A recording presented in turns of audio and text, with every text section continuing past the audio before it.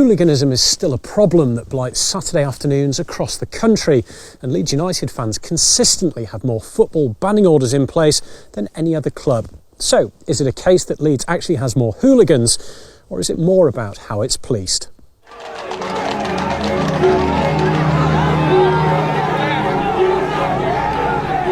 We reckon 300 to 500 supporters at Leeds are involved in football-related violence.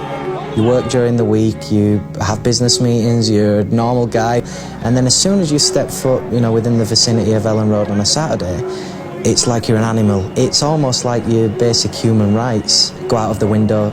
Obviously, we're the biggest firm in the country, and they say the way of culling that firm is to give people banning orders.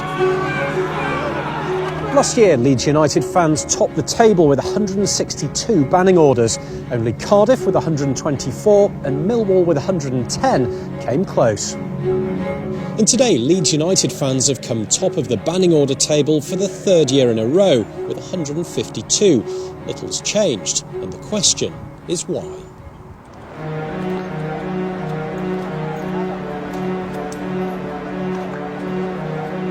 It's Leeds United versus Hull City, big local rivalry both on and off the pitch.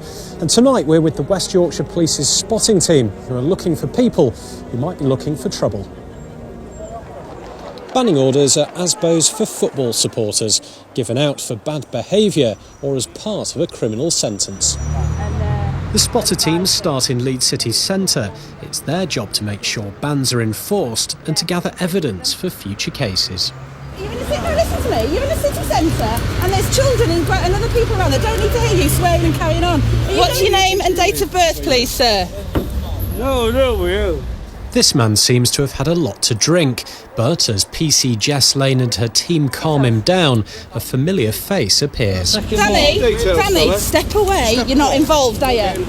The gentleman in the beige coat who intervened, just saying if you continue, you're going to get locked up. He's on a football banning order from disorder a long time ago. And it's a long ban he's got, but his conditions are an hour prior to kick-off. So at the moment, he's still all right to be here. In 15 minutes or so, he would be in breach of his conditions. But he's very aware of that, and he'll be now moving his way to the top end of Leeds to get out of town. At Elland Road, around 300 police officers from 3 different forces are on duty. After a quiet start, the Hull City fans arrive. The two sets of fans are kept apart, but if the chanting had led to violence, it would have been captured on camera and possibly used as evidence for a conviction or to secure a banning order. The footage ends up here, the West Yorkshire Police Football Banning Unit. It's staffed by 2 officers who sit through hundreds of hours of video and prepare evidence for court. They didn't want to be identified for fear of reprisals from the men they've helped to ban. What we've got here is the police are trying to move the group along.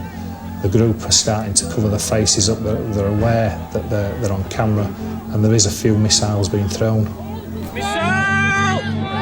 I would say 9 times out of 10, the video evidence would be enough to get a banning order on its own. A case file can take anything from a month to 12 months to build up, depending on the evidence that we've got. There'll be previous convictions, and there'll be the summons, the complaint and summons, and maps of the area where they're to be excluded from on match days.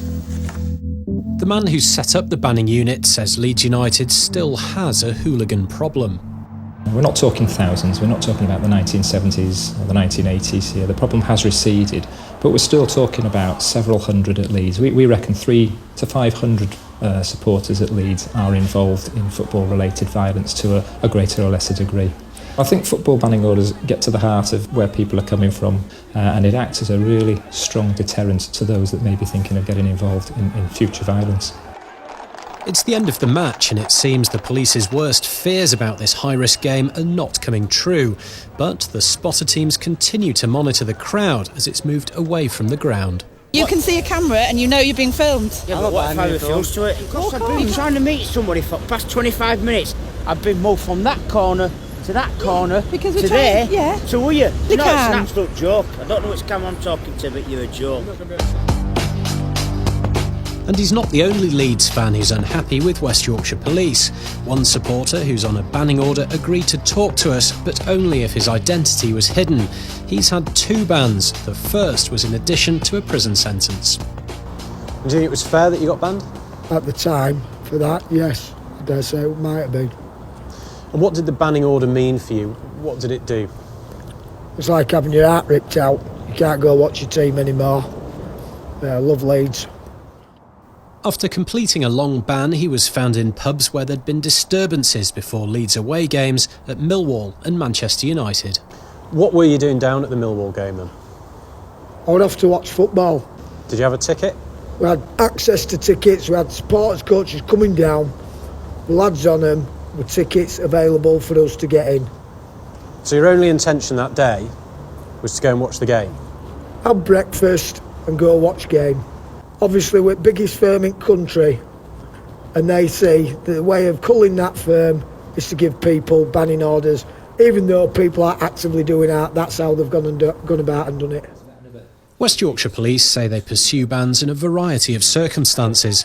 One example is if a person is near the source of trouble on at least 2 match days and also has a criminal conviction for violence. If you just happen to be in the wrong place at the wrong time, there's really no danger whatsoever. The amount of effort it takes, we have to select the right people in order to get a banning order. Lee Hickin is a Leeds fan who's never been in trouble with the police. On the message board he runs for the Supporters Trust, people are critical of banning orders and say they're a symptom of over-policing. Lee himself had a bad experience when Leeds played Derby County. We were walking back to the car, but yet, I find myself being charged by a police horse, pinned against the burger van, wondering where I can go, being told that I have to move back. It makes people like me get angry and become almost confrontational when my initial intention was just to walk home from the game. Sean Harvey is in charge of the day-to-day running of Leeds United. He says the club pays nearly £44,000 a match for policing, the equivalent of around £2 per fan, and he's not convinced it's good value. Do you think Leeds United comes under unfair scrutiny then? I think they do. I think the majority of Leeds United fans do not warrant to be tarnished with the reputation of a few. And it is a problem. But that's not me being naive and putting my head in the sand and saying we don't have any issues. There are issues. Courts don't give out banning orders unless there's real reasons to do so. I think the emphasis of it, though, unfortunately, sometimes is over the top. I put the club's and fans' concerns to Chief Superintendent Milsom. One of the things that I found quite extraordinary was with the other night when we came to the Leeds versus Hull game. And when I walked outside, there was just this sea of people in high-vis jackets. There were police literally everywhere you looked. I mean, is that right, that at a sporting game, at the end of the day, it's just a football match, you come and there are that many police officers there? It's I don't know if it's right or wrong. It's necessary at this moment for a fixture like that. Leeds versus Hull is a game that would definitely be attracting groups of supporters that would want to clash, and we don't wait for something to happen and then try to mop it up afterwards. Our aim is to stop it happening in the first place. Leeds United Football Club, their fans and the police agree that high levels of hooliganism are a thing of the past. They disagree on how to deal with the remaining disorder. For West Yorkshire Police, banning orders are the weapon of choice. But does that mean that Leeds United are destined to stay at the top of the banning order table? Probably we're going to keep this reputation, probably the police are going to stay on our case, if you like, and over-policing will take place because it's Leeds United. Crossing the line where Leeds United fans are judged is usually a lot closer to a lot of behaviour that goes on at every single ground. But because there are police presence, because there is increased intelligence, because there is increased interest in the game, then that's when more arrests are made.